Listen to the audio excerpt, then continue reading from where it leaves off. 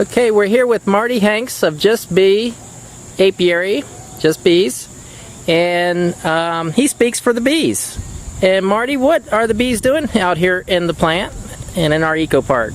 Right, so we came up with the idea to talk about different locations or different ecosystems a couple years ago, and to kind of showcase how important these honeybees are after we became a beekeeper 5 years ago. And we realized that every town or city had a different ecosystem, and we should kind of highlight that.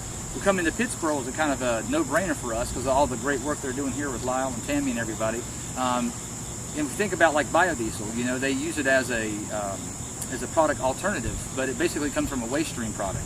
And so those vegetable oils were originally pollinated by honeybees that then end up in people's cooking food and then ends up here at the plant. But they got great organic spaces, and the way they keep their land is so critical for us. And so what we need to do is highlight, you know, something that's safe and fun for the bees. Sorry, I got a bee with me. She got in my hair. So anyway, it's just one of those things that we want to reward what great behavior here with free pollination. At the same time, get to talk about the honeybees and what's going on with the crisis of too many bees being moved around the country. We want to show that if you leave bees in one city, you'll develop a local genetic survivor stock that then can pollinate that area, and we can get our society off the... Time out. We're done.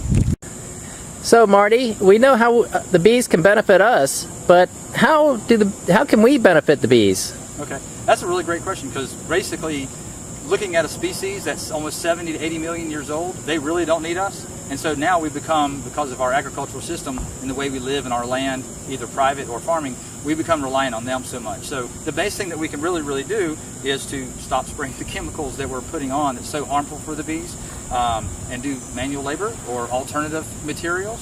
Third is to plant pollinator food for them. I mean, that is one of the most critical things that we can do, because of urban sprawl and our monocrops. We've lost a lot of the food that the bees need. And so that's the main thing right now that we can do for them, is to give them habitat, space, and to give them food.